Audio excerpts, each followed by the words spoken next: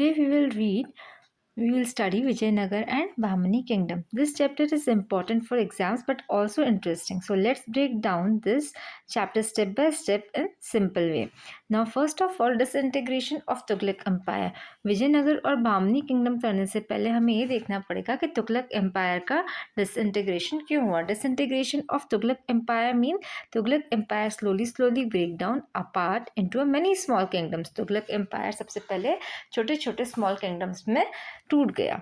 क्यों टूट गया? What was the causes? First, weak successor of Firoz Khan, Tughlaq. Like after Firoz Khan died, the ruler who came after him were weak and insufficient. जब Firoz Shah expire हुए तो उनके जो rulers थे वो बहुत वीक थे और बहुत इनसफिशिएंट थे. They could not control the large empire. वो लार्ज एम्पायर को संभाल नहीं सकते थे. उनकी जो फैमिली थी उनके बीच में आपस में थॉर्न को लेकर यानी कि सिंहासन को लेकर फाइट होने लग गई. Now, over extension of the empire. The Tughlaq Empire was spread over the large area. Tughlaq Empire बहुत ज़्यादा फैला हुआ था, सो उसे मैनेज करना बहुत डिफ़िकल्ट हो रहा था. क्यों डिफ़िकल्ट हो रहा था? Due to poor communication and lack of strong administration. तो जो गवर्नर्स थे जो बहुत दूर दूर थे वो क्या करने लग गए?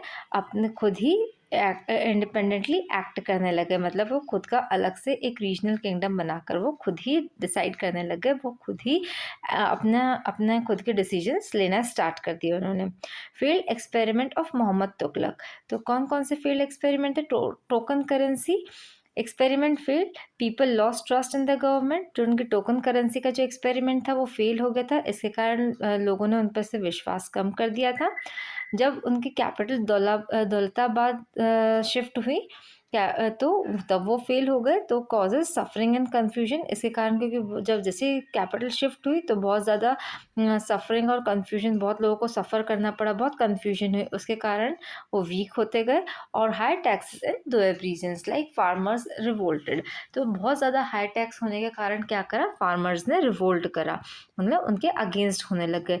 This failure made people unhappy and weakened the empire. और इन सब फेलियर्स के कारण क्या हुआ? पीपल बहुत दुखी हो गए और धीरे धीरे उनका एम्पायर वीक होने लग गया. Rebellion by governors and provinces. As a central power become weak. जैसे जैसे सेंट्रल पावर वीक होती गई तो गवर्नर्स ने क्या करा? जो रीजनल किंगडम से जो गवर्नर्स थे उन्होंने रिबेलिंग स्टार्ट कर दिया. रिबेलिंग मीन्स बगावत, उनके अगेंस्ट जाना स्टार्ट कर दिया. Now provinces like Bengal, Gujarat, Deccan broke away and become independent kingdoms. जैसे कि धीरे धीरे फिर उससे क्या हुआ? बगावत स्टार्ट करी उन्होंने और धीरे धीरे क्या हुआ? बंगाल, गुजरात, डेक्कन धीरे धीरे अलग होते गए और एक इंडिपेंडेंट किंगडम बन गए वो ना. उसी के बाद इन्वेजन ऑफ तिमर हुआ. इन्वेजन कब हुआ? 1398 सीई में हुआ. तिमोर ने क्या करा? दिल्ली पे अटैक करा और सिटी को लूटा. This invasion destroyed Delhi's economy, population and army. और उनके इन्वेजन के कारण दिल्ली की जो इकनॉमी थी वो बहुत ज़्यादा डिस्ट्रॉयड हुई, मतलब बहुत ज़्यादा हार्म हुई. क्योंकि लड़ाई झगड़ों में इकनॉमी बहुत सफ़र होती है, पॉपुलेशन सफ़र होती है और उनकी आर्मी भी बहुत सफ़र हुई. The empire become extremely weak and could not recover. और उस जो उनके तिमूर के इन्वेजन के कारण बहुत जो डिस्ट्रॉयड हुई चीज़ें like economy, population and army, तो वो उससे रिकवर नहीं कर पाए और वो बहुत ज़्यादा वीक हो गए.